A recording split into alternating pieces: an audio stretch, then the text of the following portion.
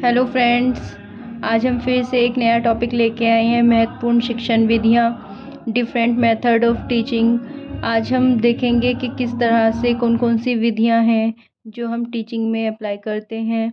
और ये एक ऐसा टॉपिक है जो हर एक एग्ज़ाम में पूछा जाता है, चाहे वो सीटेट हो, यूपी टेट हो। ये बहुत ही ज़्यादा इम्पोर्टेंट टॉपिक है। आइए देखते हैं। आपको कुछ नहीं करना है, सिर्फ आपको बैठ के समझना है। बहुत शॉर्ट में समझेंगे, बहुत ज़्यादा लॉन्ग में नहीं समझेंगे। देखते हैं कि क्या क्या है। सबसे फर्स्ट आता है लेक्चर मेथड, या जिसे कहते हैं हिंदी में व्याख्या विधि। ये बहुत ही सरल है। इसमें जो होता है, शिक्षक की भूमिका बहुत ज़्यादा होती है। शिक्षक ही लेक्चर मेथड के थ्रू बच्चों को एक्सप्लेन करते रहते हैं, व्याख्या करते रहते हैं। बच्चे बैठ के आराम से सुनते हैं। सेकंड आता है ह्यूरिस्टिक या डिस्कवरी मेथड, जिसे कहते हैं खोज विधि। इसका ह्यूरिस्टिक का मतलब ही खोज होता है। मतलब कि अपने अनुभवों से क्या हमने सीखा, क्या खोजा, वो ह्यूरिस्टिक मेथड में आता है, या जिसे डिस्कवरी मेथड भी कहते हैं। थर्ड आता है प्लेवे मेथड, खेल विधि। इसमें क्या होता है कि बच्चा खेल खेल में सब कुछ सीखता है।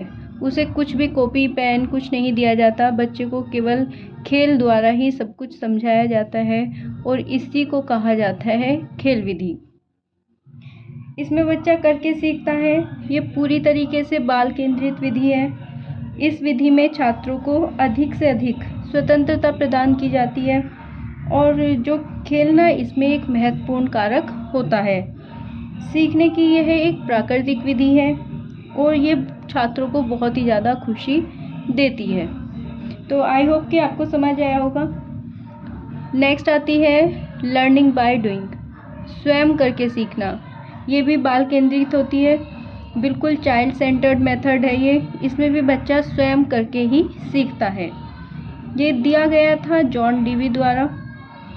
तो इसमें बच्चे को कुछ भी टीचर अपने पास से टीचर नहीं करेगा, सब कुछ बच्चे को स्वयं ही करना होता है। नेक्स्ट आता है प्रोजेक्ट मेथड या परियोजना विधि, जिसे कहा जाता है। इसमें क्या होता है, इसमें एक परिस्थिति प्रदान की जाती है टीचर द्वारा बच्चों को, फिर प्रोजेक्ट का चुनाव किया जाता है। नेक्स्ट पॉइंट होता है इसमें कि परियोजना का आयोजन करना, कि प्लानिंग करनी, किस तरह से हमें वर्क करना है। फिर उसका मूल्यांकन करते हैं, इवैल्यूएटिंग करते हैं, और लास्ट में सूचना दर्ज कराई जाती है, रिकॉर्डिंग की जाती है। इस तरह से पूरी ये प्रोजेक्ट मेथड किया जाता है। नेक्स्ट आता है क्वेश्चन आंसर मेथड। ये दिया था सुकरात ने या सेक्रेट ने, और इसको कहते हैं प्रश्नोत्तर विधि। इसमें टीचर जो है बच्चों से डायरेक्ट प्रश्न करता है, उसका उत्तर बच्चे सामने से देते हैं। ये बहुत ही अच्छी विधि है।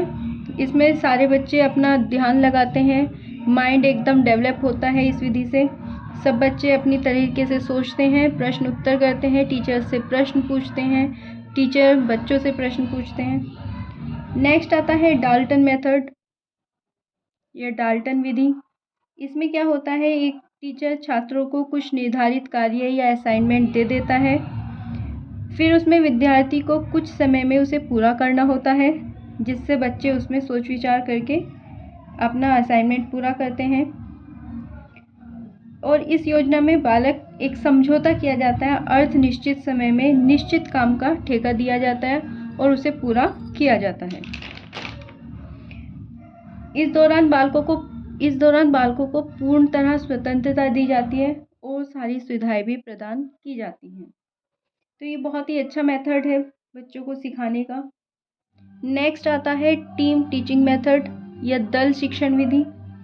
इसमें क्या होता है कि बड़े बड़े आकार के समूहों में शिक्षण का एक नया दृष्टिकोण है, जिसमें 2 या 2 से अधिक शिक्षक विद्यार्थी समूह के ज्ञान को अनुभव की योजना, क्रियान्वयन या मूल्यांकन में शामिल करते हैं। इसमें पूरा जो वर्क होता है एक टीम की तरह किया जाता है। नेक्स्ट आता है डिस्कशन मेथड या विचार विमर्श विधि। इसमें 2 तरह का कम्युनिकेशन होता है। Discussion involve two way communication between participant. सबसे प्रभावपूर्ण अधिगम है ये। छात्रों के अनुभव पर सबसे ज़्यादा ध्यान दिया जाता है। इसमें छात्र अपने विचार विमर्श प्रकट करते हैं। नेक्स्ट आता है प्रॉब्लम सॉल्विंग मेथड या समस्या समाधान विधि। इसके अंतर्गत विभिन्न तरीकों से समस्या पर विचार करने हेतु वैज्ञानिक विधि का प्रयोग किया जाता है। बच्चा किस तरह से सोचता है, अगर हमारे सामने कोई प्रॉब्लम रख दी गई है, टीचर इसमें एक प्रॉब्लम क्रिएट करके देता है बच्चों को, बच्चे उस पर किस तरह सोचते हैं, अपने विचार, सब बच्चों के विचार अलग अलग होते हैं, किसी भी बच्चे के विचार एक जैसे नहीं होते, सबके मन में अलग अलग आइडियाज़ आते हैं।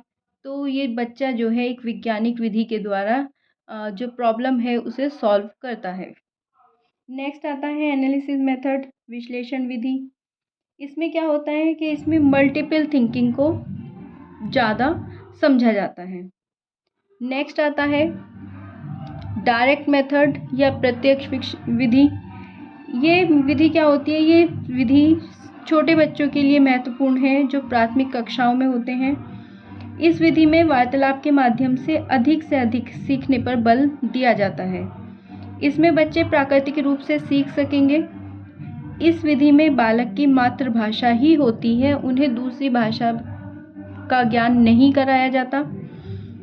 इसमें बालक को बिना व्याकरण के नियमों के भाषा का ज्ञान कराया जाता है। बोलकर ही सारा बच्चों को सब कुछ कराया जाता है। इसमें दृश्य और श्रव्य सामग्री का प्रयोग किया जाता है। बच्चों को दिखाया जाता है, चार्ट दिखाया जाता है और फिर उनको डायरेक्ट पढ़ाया जाता है। इसमें किताबों का कोई रोल नहीं होता। सामने से बच्चों को ज्ञान दिया जाता है। टीचर बोलते हैं, बच्चे सुनते हैं। टीचर चार्ट पे बच्चों को समझाते हैं या ब्लैक बोर्ड पे पिक्चर दिखाते हैं बना करके। तो डायरेक्ट बच्चा सीखता है, किताबों का कोई रोल नहीं होता। जैसे कि मैंने पहले बताया, प्राथमिक कक्षाओं हेतु ये अत्यधिक उपयोगी विधि है। इसमें बच्चा जो है बहुत ही ध्यान से सारी चीज़ें सीख जाता है और उसको ज़्यादा मुश्किल भी नहीं आती। तो ये हमने थोड़े मेथड पढ़े हैं। अभी जो कुछ मेथड रहते हैं उन्हें नेक्स्ट वीडियो में देखेंगे। आज के लिए वीडियो में इतना ही। अगर आपको ये वीडियो पसंद आई हो तो प्लीज़ हमारे चैनल को सब्सक्राइब करें, जिससे हम और ऐसी ही वीडियो बनाते रहें और आपके पास आते रहें। Thank you.